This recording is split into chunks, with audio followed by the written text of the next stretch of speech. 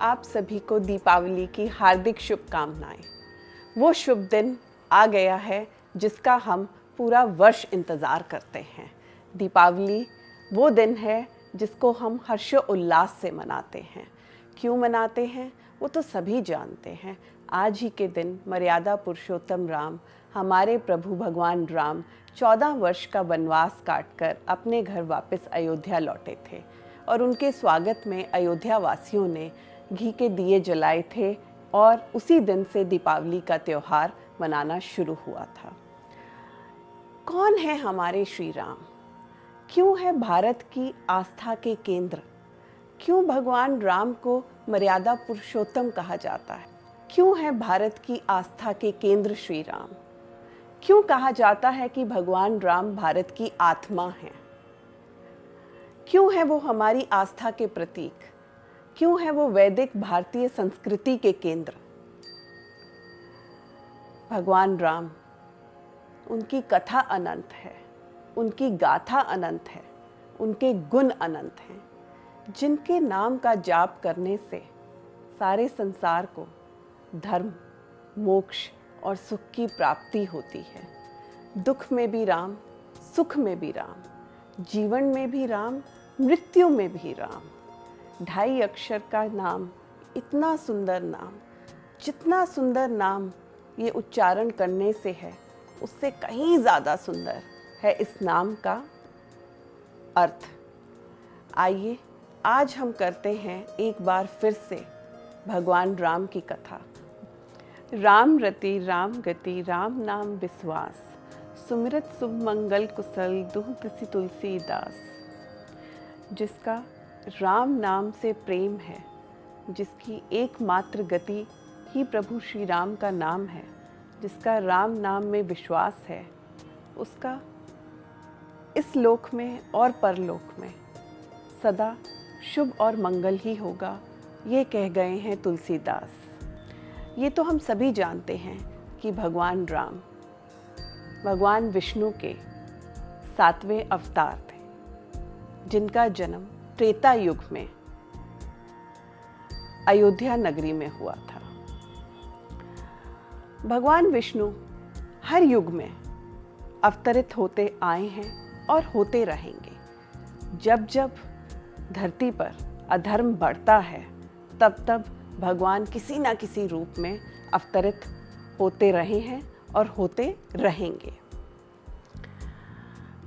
श्रीमद् भागवत में ये विस्तार से लिखा है कि भगवान विष्णु के 24 अवतार हुए हैं।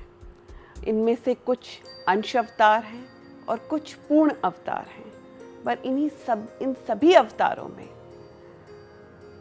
रघुकुल नंदन परम प्रतापी भगवान राम, दशरथ पुत्र राम का एक प्रमुख स्थान है। श्री राम ने अपने कर्मों से एक ऐसा आदर्श प्रस्तुत किया जिसके कारण भारतीय संस्कृति में भगवान राम का एक बहुत ही, जिसे कहते हैं, सुंदर चरित्र हम सबके सामने आया। आइए भगवान राम को एक बार फिर से जानने की कोशिश करते हैं। भगवान राम का जीवन हर एक भारतीय के लिए आदर्श है। एक आदर्श पुत्र, एक आदर्श पति, एक आदर्श भाई, एक आदर्श मित्र, एक आदर्श राजा।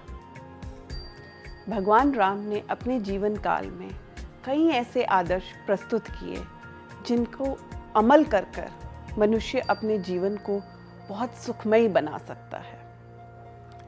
उनके जीवन काल जो अयोध्या से शुरू हुआ, वहाँ से लेकर उनकी जो यात्रा है वो आधुनिक भारत के कई राज्यों में से गुजरी। भगवान राम का जन्म उस वक्त हुआ जब पूरे विश्व में केवल वैदिक भारतीय संस्कृति थी। अगर हम आज के दौर की बात करें, तो हम में से कितने लोग हैं जो कि अपने माता पिता के लिए एक आदर्श पुत्र या एक आदर्श पुत्री बन पाते हैं। भगवान राम जो कि विष्णु जी के अवतार थे, लेकिन उन्होंने अपने जीवन काल में कभी भी किसी को भी ये महसूस नहीं होने दिया कि वो साक्षात भगवान हैं। उन्होंने आपके और मेरी तरह, हम सब की तरह एक नॉर्मल इंसान की तरह अपना जीवन जिया। हमारी तरह हंसे, हमारी तरह रोए, हमारी तरह दुख भी मनाया, हमारी तरह खुशियां भी मनाई। जो भी मनुष्य अपने जीवन काल में महसूस करता है, वो सब एक्सपीरियंसेस भगवान राम ने भी अपने जीवन काल में सब एक्सपीरियंसेस लिए। भगवान राम अपने भाइयों के लिए एक आदर्श भाई बने। जब वो वनवास पर गए तो हंसते हंसते अपना राज्यपाठ अपने छोटे भाई भरत को देकर गए।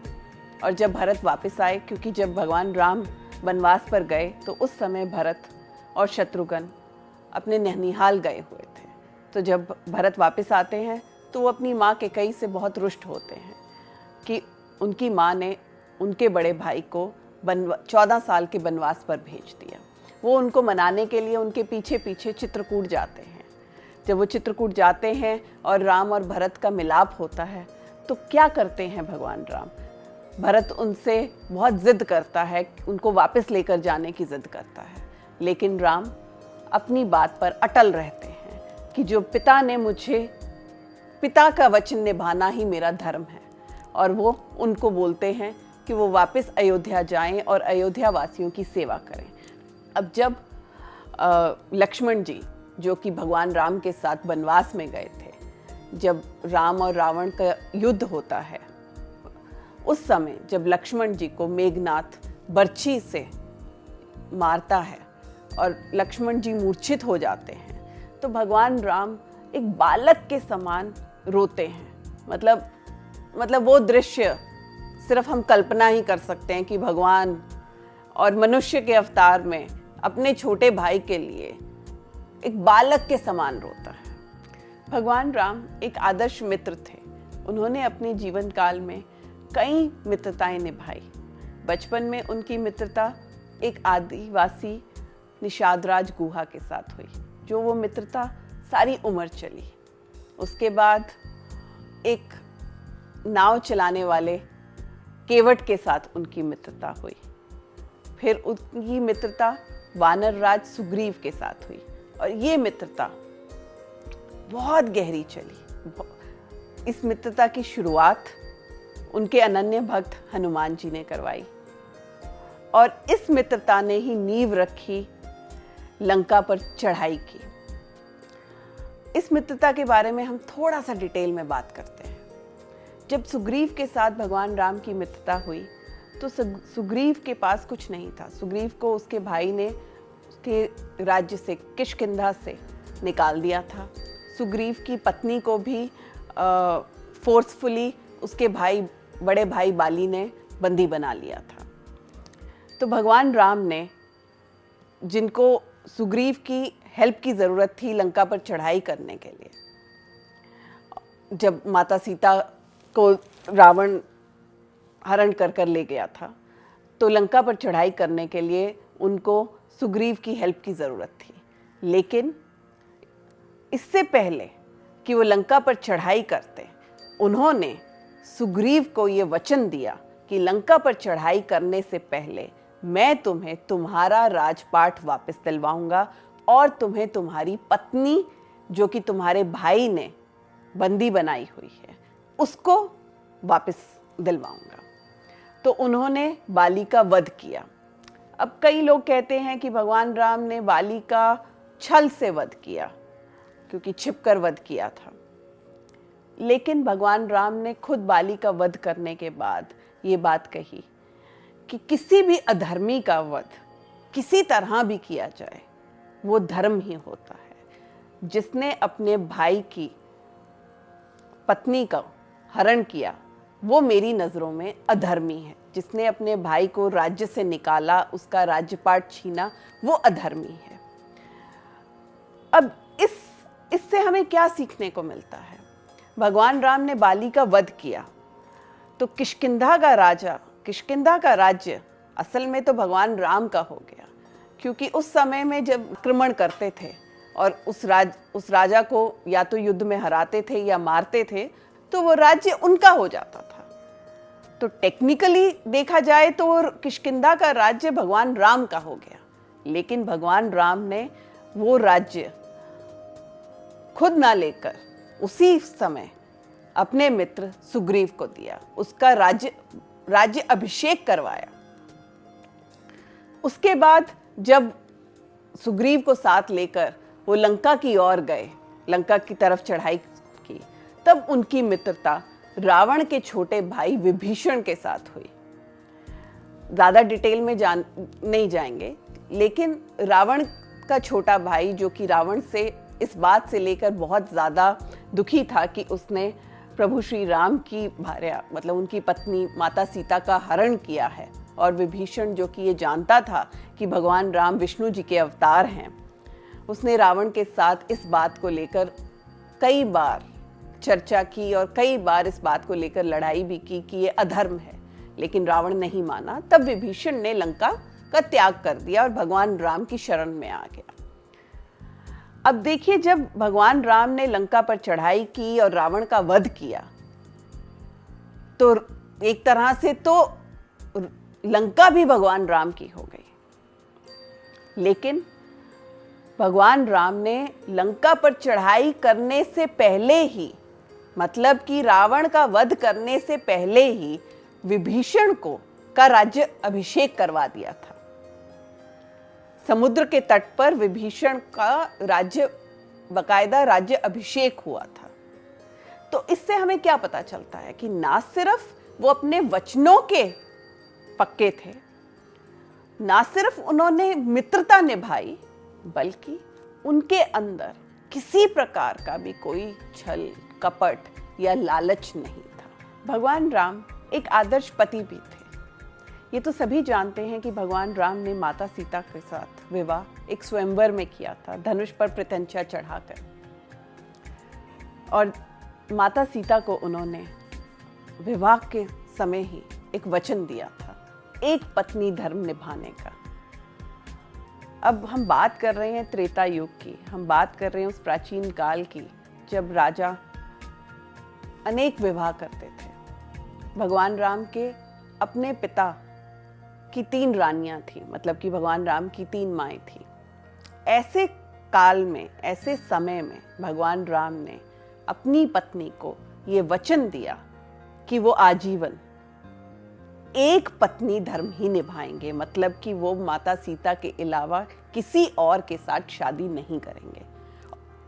राम राज्य की बात तो आज भी हम करते हैं। राम राज्य के बारे में हम कब से सुनते आए हैं।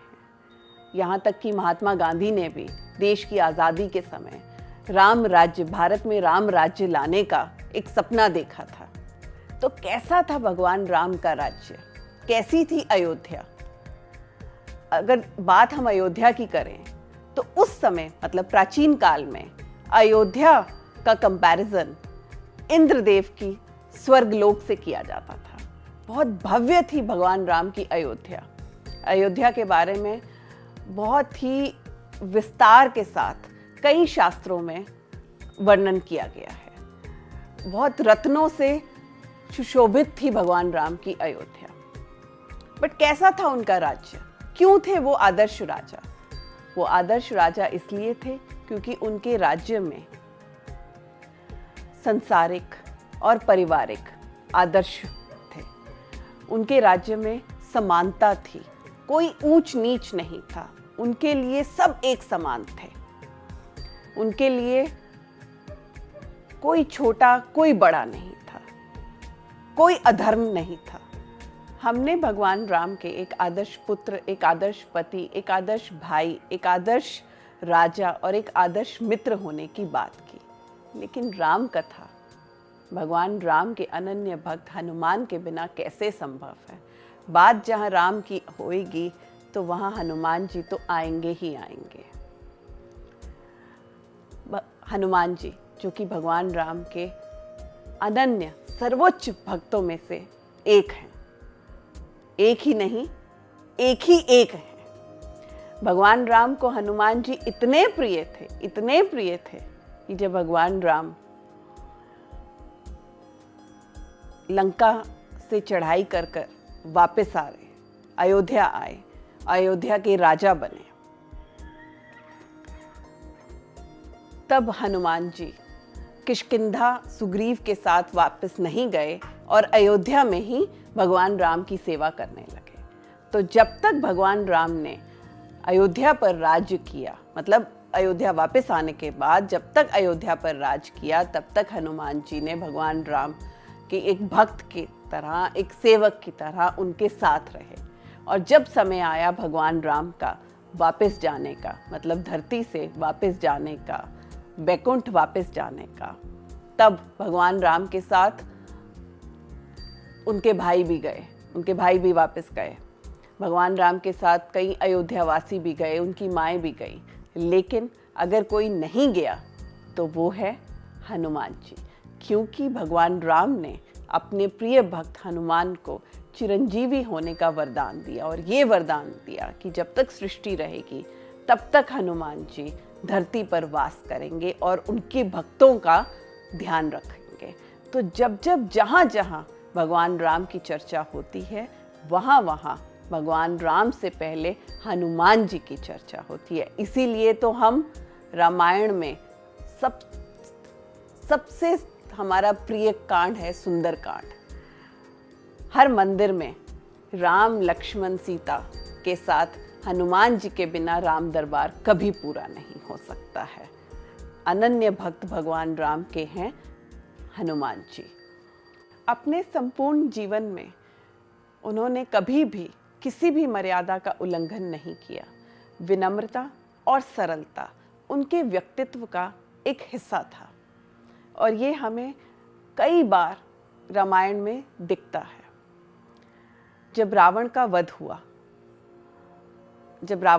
हुआ तो भगवान राम ने अपने छोटे भाई लक्ष्मण को रावण के पास जाने के लिए बोला। विनम्रता के साथ जाकर हाथ जोड़कर रावण से, क्योंकि रावण एक बहुत बड़ा प्रचंड विद्वान था, तो रावण से शिक्षा प्राप्त करने के लिए बोला, और रावण के भाई विभीषण को ये आदेश दिया कि रावण का रिस्पेक्ट के साथ दाह संस्कार हो।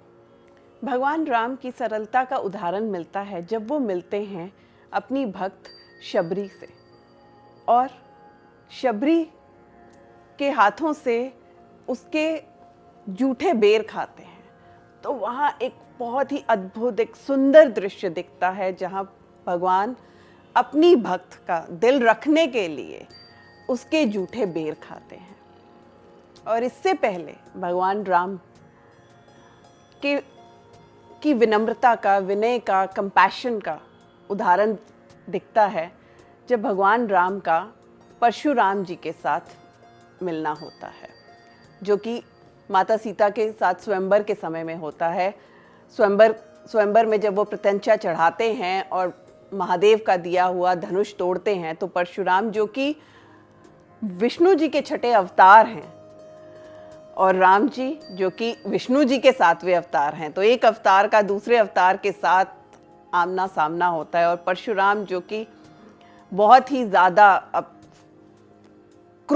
अपने क्रोध के लिए बहुत ज़्यादा फेमस हैं, और वो क्रोध में आते हैं और भगवान राम और जनक के साथ, मतलब सीता जी के पिता को पूछते हैं कि किसने हिम्मत की महादेव के धनुष पे प्रत्यंचा चढ़ाने की और तोड़ने की।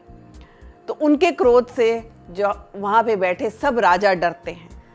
तब भगवान राम परशुराम के साथ विनम्रता के साथ बात करते हैं, और उनके क्रोध को अपनी विनम्रता के साथ ही ठंडा कर देते हैं। और ऐसा ठंडा करते हैं जैसे कि अग्नि जब कपूर के साथ मिलाई जाए और जैसे कपूर ठंडा हो जाता है, तो वैसे ही भगवान राम से मिलने के बाद परशुराम जी ठंडे हो जाते हैं। तो भगवान राम ने अपने जीवन काल में इतने आदर्श प्रस्तुत किए, इतने गुण हैं, अनंत गुण हैं, और इन अनंत गुणों में से अगर हम किसी एक गुण को भी अपना लें तो हमारा जीवन सुखमय हो जाएगा। इसीलिए भगवान राम मर्यादा पुरुषोत्तम कहे जाते हैं, इसीलिए भगवान राम हमारे आराध्य हैं, इसीलिए भगवान राम भारत की आत्मा हैं, हमारी आस्था के प्रतीक हैं। वो हमारी आस्था के प्रतीक थे, हमारी आस्था के केंद्र थे, हमारी आस्था के केंद्र हैं और हमारी आस्था के केंद्र सदैव बने रहेंगे।